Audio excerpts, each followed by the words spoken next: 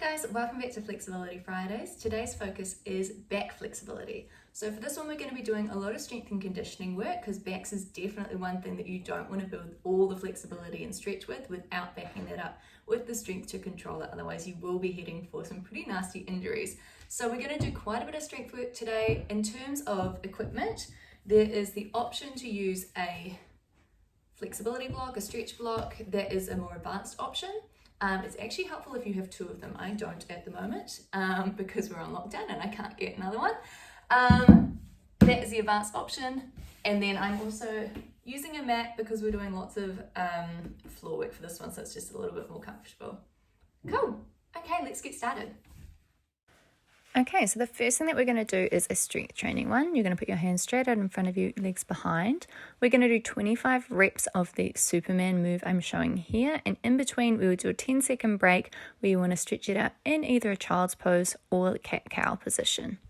So this is activating the glutes. It's activating under your butt as well through the backs of those thighs. And it also is strengthening through your back. So we're building that strength with the flexibility.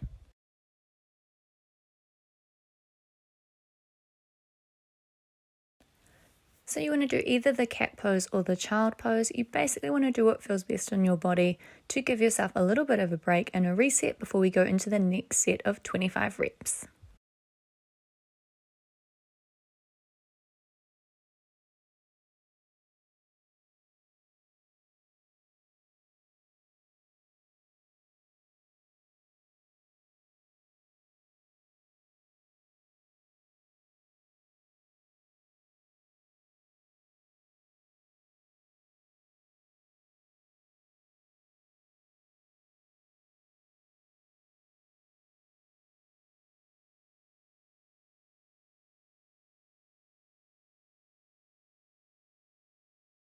So now we're moving on to cat-cow position. So we're going to try and get a little bit more movement through the back. So we're moving through cat, which is where we lift the center of our back up towards the ceiling, tucking our chin in. And then we're going to transition through into cow pose. So we're sending our head up towards the ceiling, sinking our rib cage down. So we're going to repeat this 3 or 4 times through until our backs start to loosen up a bit. Okay, and we're on to our next exercise. So this one is called backups. I'm keeping my elbows pressed into my sides and I'm stretching up through my back, making sure that we keep it an active stretch by moving in and out of it and keeping those muscles nice and warm. I would suggest repeating this exercise for about 30 seconds or so. And then what we're going to do is we're going to start taking some holds at the top and stretching our head back as well, so involving our neck into the stretch. And I'm now going to get some thoracic spine rotations in, so I'm just gently taking my body around to the right, and then the same thing to the left, twisting through the tops of the shoulders there.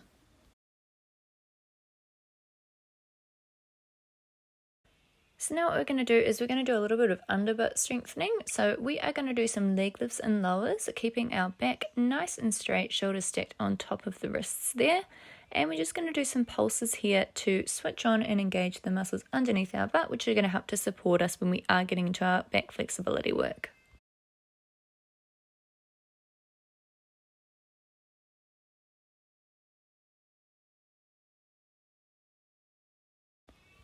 Okay, moving on to our next exercise, we're going to go back into a back bend position, and what we're going to do from here is we're going to do 10 rocks back and forth, taking our body over our shoulders and returning.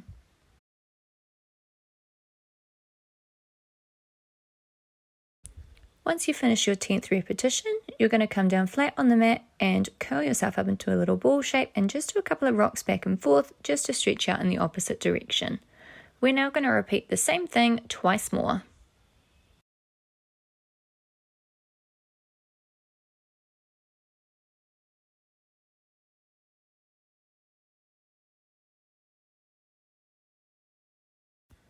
So a bit of a modification for this last round. I'm just showing you a more advanced version. So you're rocking and straightening your legs at the same time to enhance the stretch even more.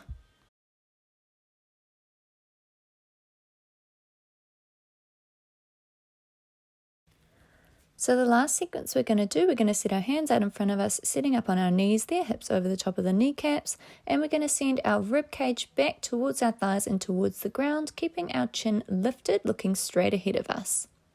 So this is probably the most pure stretch-based exercise, which is why we're finishing off on it, because it's a good one to do in conjunction with that strength training. And we're going to transition back into child's pose just to make sure we're getting that opposite stretch in.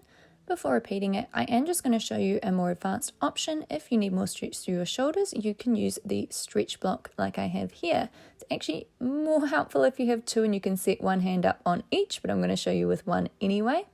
So I'm just setting my hands up on top of the block and then I'm repeating the same move, but just with those hands slightly elevated so that I can stretch my shoulders out a little bit more.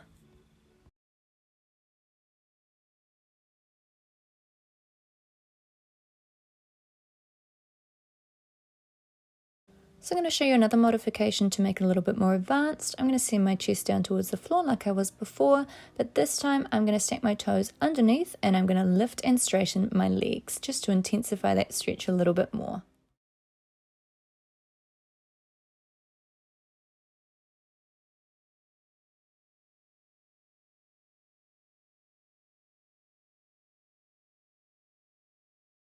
Okay, that is it on backs for today. I hope you guys found that helpful. Another useful thing that you can work on to get your back flexibility working is actually your hip flexibility. So if you're getting those hip flexors nice and strong and flexible, it's going to really help with how much of your back flexibility you can access. So I do have some of those little hip flex exercises in my forward splits, right and left splits video, which I uploaded last week. So if you'd like to go have a look at that, that can also be helpful for getting your back flexibility. Cool. All right. Thanks very much, guys. I will see you next week.